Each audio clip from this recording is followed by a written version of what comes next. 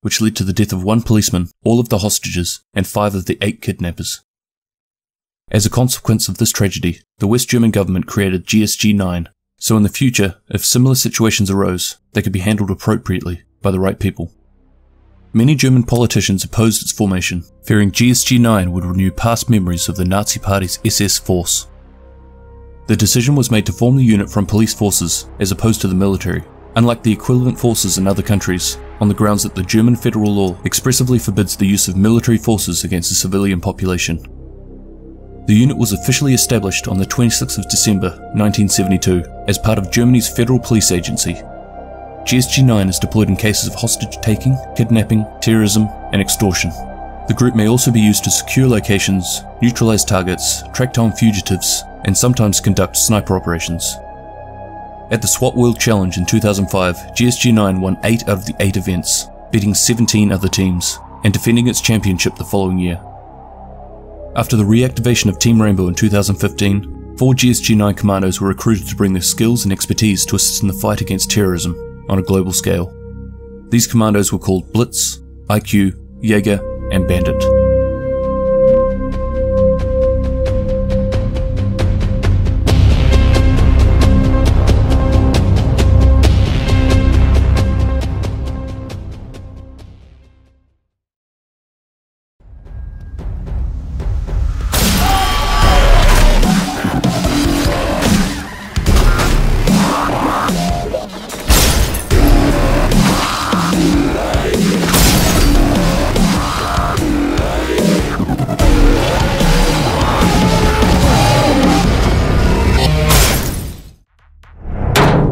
Elias Kutz, codenamed Blitz, is an attacking operator in Team Rainbow. Blitz is a graduate of Hermann Bust Gymnasium, an elite academy. Specialised in science and language studies, he excelled at both an academic and athletic level. With an excellent grasp of expression, sound, and word meanings, he's able to pick up new dialects quickly and speaks a number of different languages. Once he left secondary school, he enlisted with Schnellkräfte, an airborne division of the German army. This division leads 3 combat brigades and special forces troops, all of which are fully air mobile. Not long after, Blitz transitioned from being a Schnellkräfte soldier in Kosovo to a member of GSG 9. It's his tactical experience that secured him as a solid Rainbow elite. This, combined with his academic background and well-natured personality, make him a highly sought-after team member. Although he's seen his fair share of combat, his temperament remains cheerful and friendly.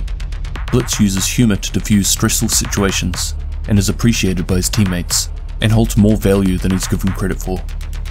It's not that he doesn't take his job seriously. On a number of occasions he's the first to rush a barricade, and has often placed the team's safety over his own. He prefers not to think of himself as heroic, but he believes it's more of a quirk of his personality. While physical performance is considered a vital part of a Rainbow operative's job, Blitz stands out above the rest as an exceptional beast. With all of his laughs and quick wit, Blitz takes his role very seriously. His teammates' well-being is of utmost concern, and insists they all have a role to play and have a responsibility to look after one another.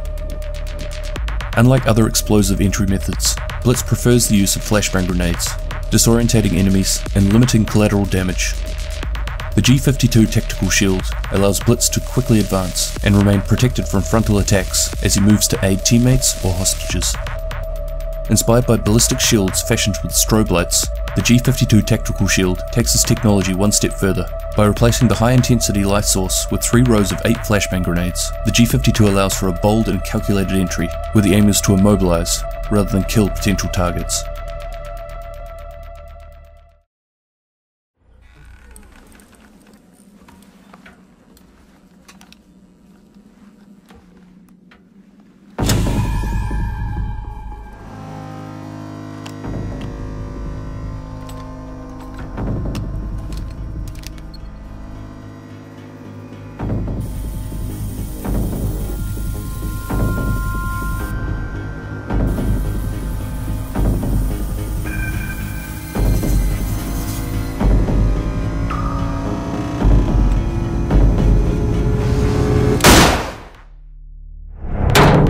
Monica Weiss, codenamed IQ, is an attacking operator in Team Rainbow.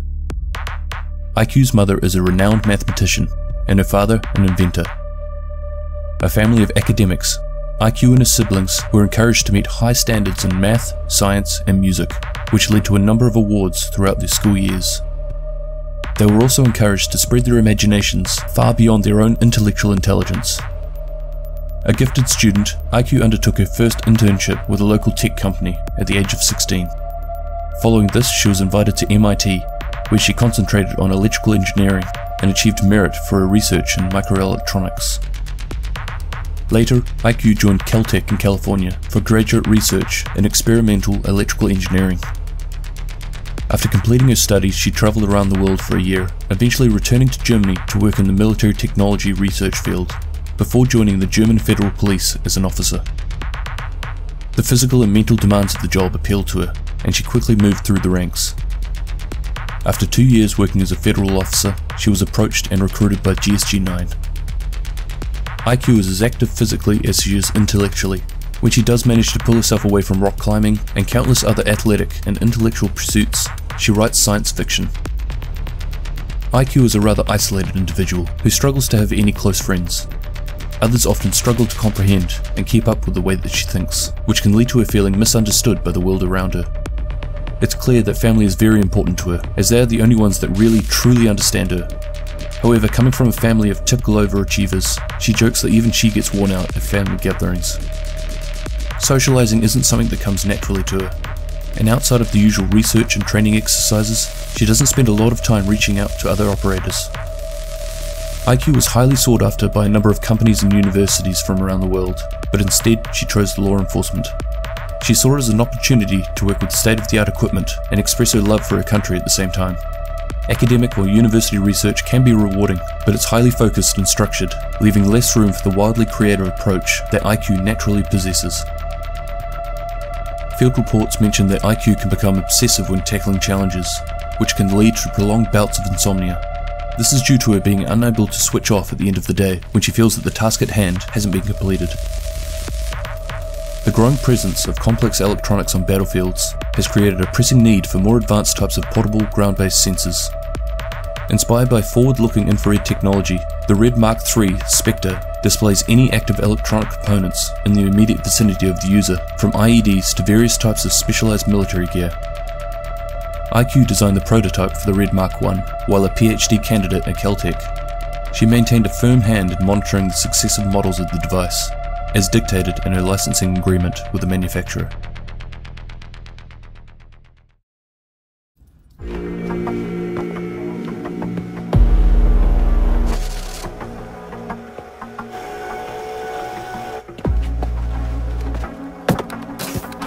They said it could not be done.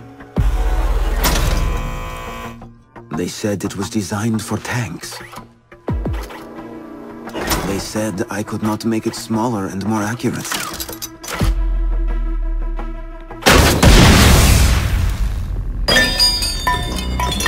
They were wrong. Mario Stryker, codenamed Jaeger, is a defending operator in Team Rainbow. Raised by his uncle, a mechanic in the German Federal Police Aviation Group, Jaeger has been around engines since a young age. While he demonstrated skill in mechanical repair, it didn't challenge or hold his interest for long. Because of his fondness for complex machinery, his uncle encouraged him to study aeronautical engineering at university. Unfortunately, the strict academic structure proved daunting to him and didn't fit well for his personality. While Jaeger's grades were acceptable, he had a tendency towards clownish antics, which often got him into trouble with his professors. Following on from his hobby and passion for flying, he spent a considerable amount of time around a number of pilots and aircrafts. Private corporations sought him out, but Jaeger had other plans, and joined the Federal Police Aviation Group because it offered him unique challenges and the opportunity to fly and serve his country. Almost immediately upon joining, Jaeger began designing defensive weapon systems, including a ground-based active defense system prototype. It was this prototype that caught the attention of GSG 9 and Rainbow. Jaeger has a creative curiosity that is reflected in both his operations and his daily life. He has a fondness for learning and often talks about the latest documentaries he's been watching, with a preference for robotics and artificial intelligence, as these are often the topics he seeks out most. However, he seems to enjoy almost anything. For example, these may include anything from NASA sending a probe to the sun, to new discoveries about the Tyrannosaurus Rex, Jaeger shows a deep passion for his team and can often be seen checking up on people to see if they're doing okay. He enjoys sharing information so that he can make connections, not just his connection with individuals, but a web of connections among everyone. His own upbringing wasn't particularly lively or warm, and the small family meant that he had very little company his own age. His uncle was a meticulous man who was often closed off and had very little sense of humour. Nevertheless, Jaeger appreciates his uncle and all that he has taught him, going as far to say that his uncle made him a better person. But this is also likely the reason why Jaeger is so eager to create connections with the team. He sees them as family and is intensely protective of them, both during field operations and downtime. Jaeger has explored the importance of defensive strategies alongside breaching techniques throughout history, as well as the evolution of tech and the historical analysis of strategy and historical documentaries. With this in mind, he makes use of the active defense system gadget known as the ADS Mark IV Magpie, using the advanced cameras to identify and target explosives to be disabled before they reach their intended destination.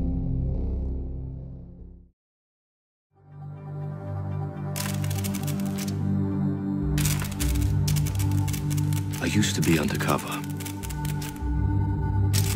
I did time. I had to deal drugs. I even had to kill. And I was so good at it that it got me a promotion. Dominic Brunsmeyer, codenamed Bandit, is a defending operator in Team Rainbow. Bandit and his twin brother were raised in a working-class district near the Berlin Wall. Their father worked in the police force and strongly encouraged them to pursue the same career, which Bandit did. During his time working with the federal police, he outrivaled his peers in crisis situations, and later he transferred to the aviation group so he could obtain his helicopter license. His experience and adaptability with border surveillance gave him an edge over other officers, and he was eventually flagged for undercover operations. He was embedded as an undercover agent in the terrorist organization Red Army Faction, and later in the Hanover chapter of the Hells Angels. In both operations, Bandit's contribution was critical in seeing key members arrested and providing valuable information. While undercover, Bandit honed skills in guerrilla tactics and improvised explosive devices. He developed prototypes of his electrified barricade and deployable shield. He grew up in the shadow of the Berlin Wall and would often hear the boom of landmines being triggered. As a twin, he and his brother would prank patrol guards. Bandit is very close to his brother and enjoys being an uncle to his brother's kids. Years of working undercover with dangerous biker gangs and militants has had Bandit learn to be consistently on his toes. Any slip-up, no matter how minor, could have had his cover blown and had him killed. So to say he's clever and adaptive is a serious understatement. He had to be creative and strategic to stay alive, yet he has maintained a healthy sense of humour. Bandit would describe the challenge of remembering the real you when immersed in an undercover operation. The question, "Who are you?" would creep into his sleep, and if he dared to form an answer, he knew he was as good as dead. Even considering the question was dangerous, so he would push it away. Rumours have circulated about what Bandit had to do to ensure that his cover wasn't blown. If asked, he'll just smile and say they're only half true. It's critical that Bandit doesn't close himself off. Training scenarios alongside operators such as Castle, Twitch, or Blitz could help. These operators have calming attributes that may temper Bandit's inner demons. The CED-1 is the result of Bandit's resourceful nature. First created when he was cornered in an abandoned auto shop outside of Frankfurt. Using what was available to him, Bandit fashioned a crude electrical device, and was able to secure his defences by electrifying a magnetic door and shocking his assailants as they attempted to breach his stronghold. This device, though relatively low-tech, has followed Bandit from GSG 9 to Team Rainbow due to its consistent and effective performance in the field.